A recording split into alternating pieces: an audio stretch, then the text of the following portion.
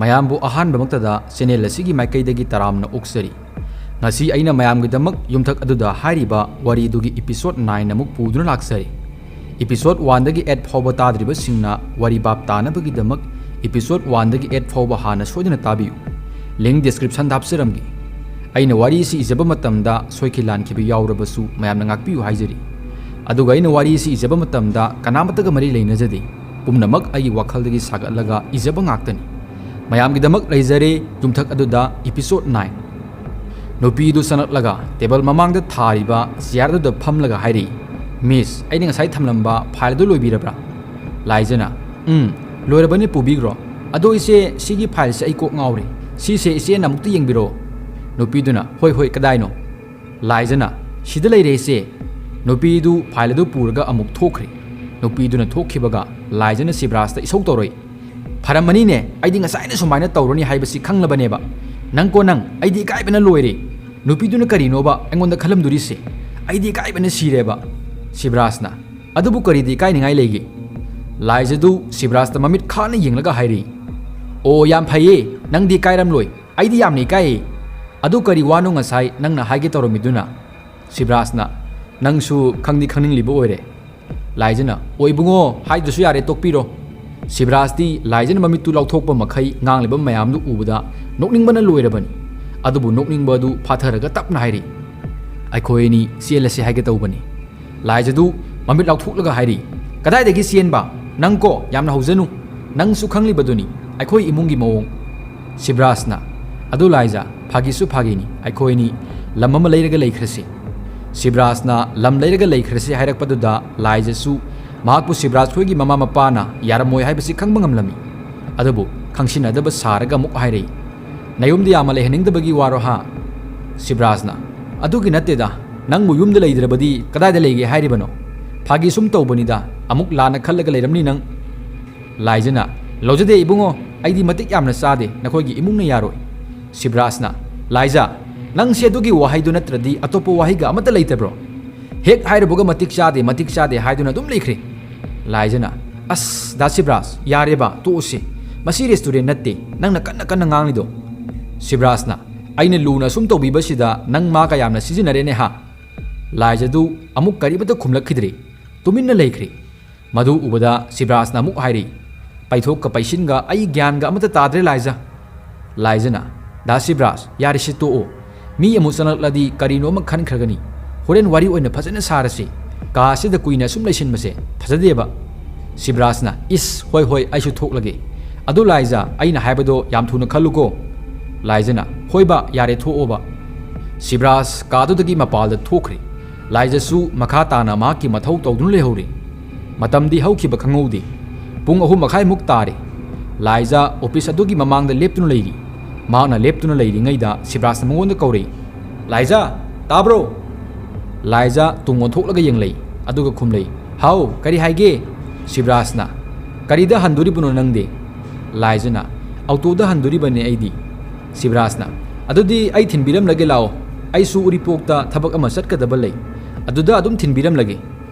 लाइजना होय अदुना फरनी सिब्रास का लाइजगा सुहनख्री सिब्रासना लाइजा हाना मयुमदा थिनबिरम लगा मासु मागी थबक अमुक चटख्री लाइजसु मयुमदा सनकलगा युमगी थबक इंखांग लोइसिल्ली असोबदना बोइसागा रोबिनगसु मतौ करमना लाइजबु मांगनसिगी हाइना यामना कन्ना खन्नरी बोइसाना हाय रोबिन लाइजदु सिब्रास खोइगी बेंगदा थबक चटपा हौरबा मालेने रोबिनना औ आइसु मदु हाइगे तौरमिनी बोइसाना हा तंजा फजब अमा फंगलेदना हे आई वा हाइगे मुनक्ताव लाइजसु थबक चथोकले माकी ममागा मनाउ नुपीगसु सोइदना युमदगी चथोकनी लाइजगी मपा सिनम नंबा हनुबुदो अदु हाना हाटकदबनी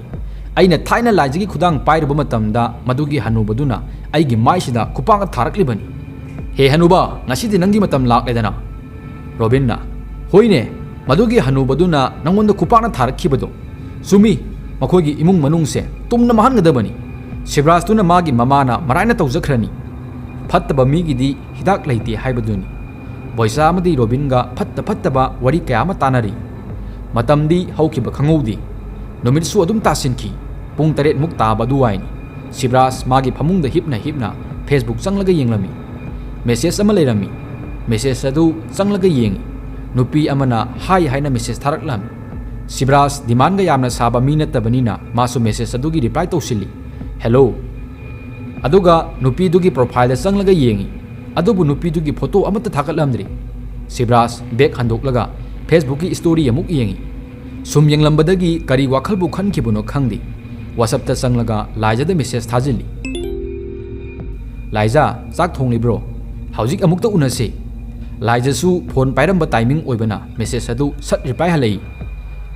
kari watano nang amu horok labra Sibras na Laiza phagi natte aina hairi basi wari aruba ama sanadu ba leire adunani Laiza na as ai yaroi tholakpusu pharak tani Sibras Laiza gi message adu ubada reply pibagi mahutta call loina phat tawsili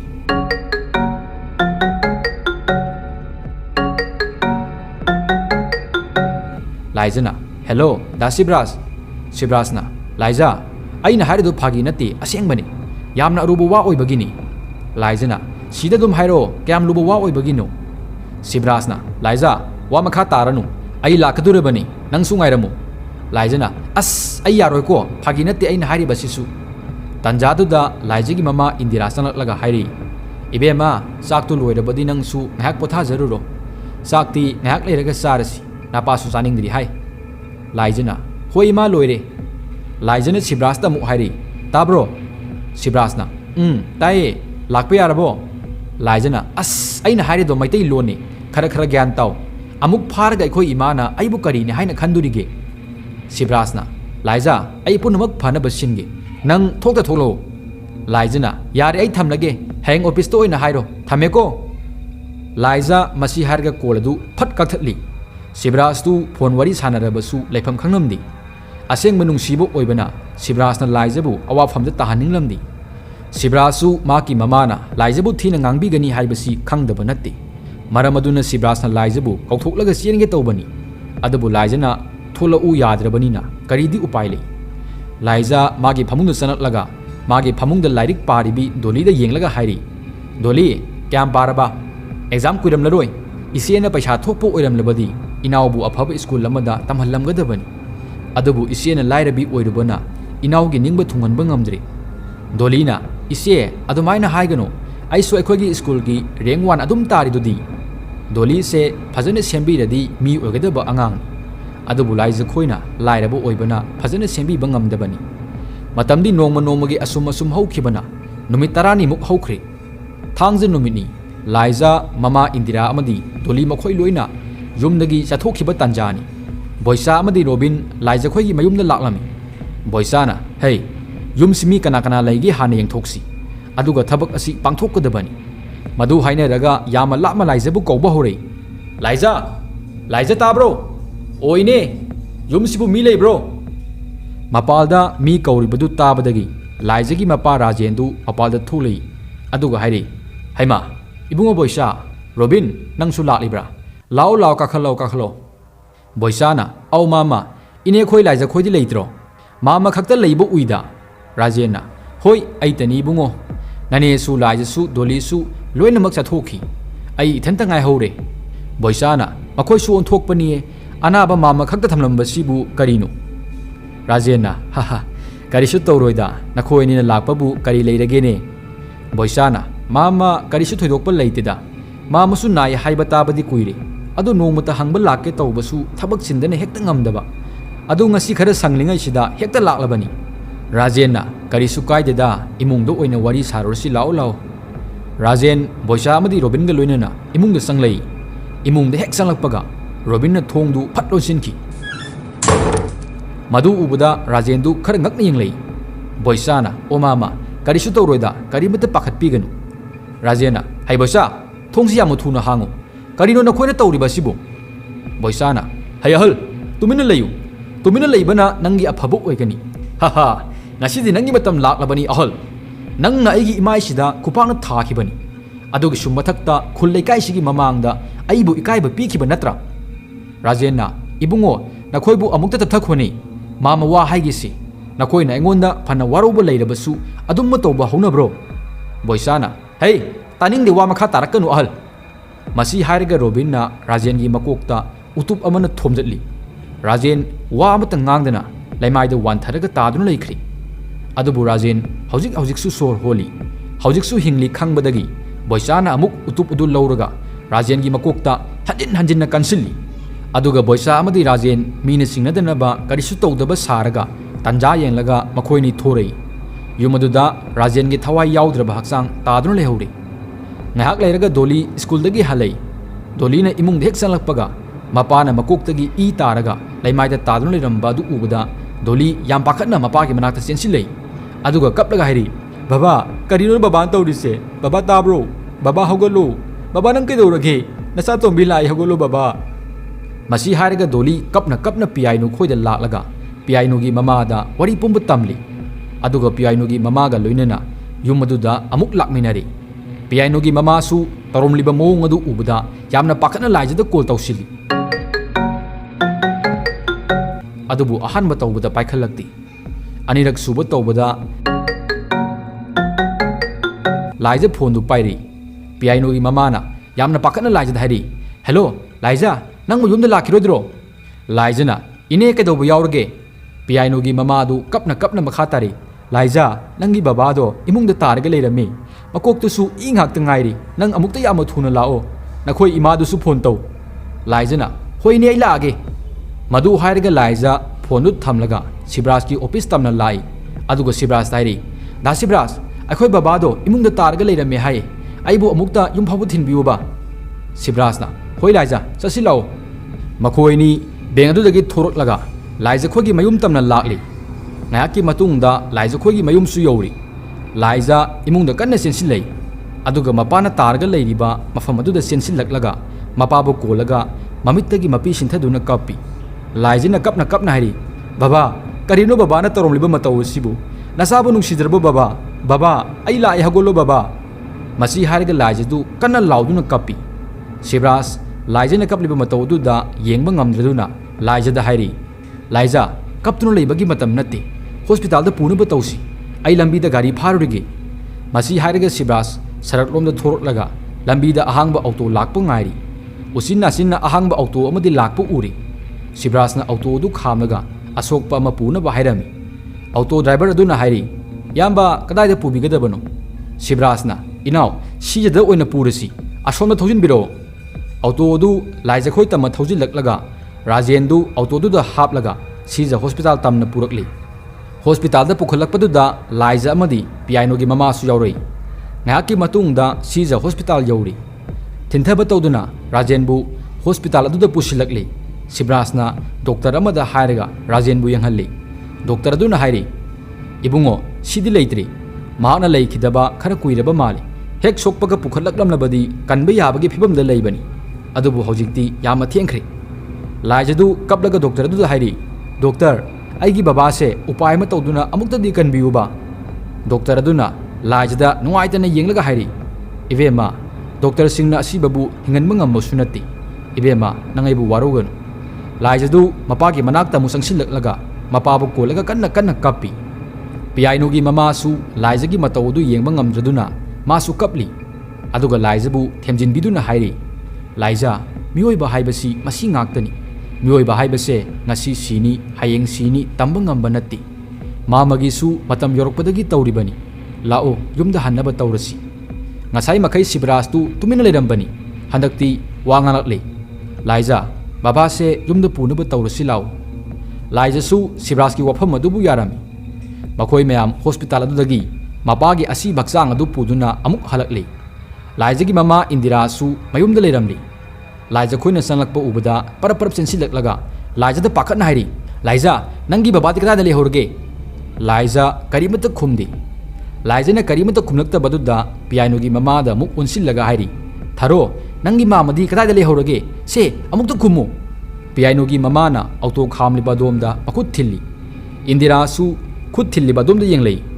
सिब्रासना राजेंबु पमखलगा पुरकपदु उबदा इंदिरासु ममितगी मपी ताब खंगौदे सिब्रासना राजेंबु पुसिलक्लिबा अदु लेप्तना अदुमक येंगलगा लै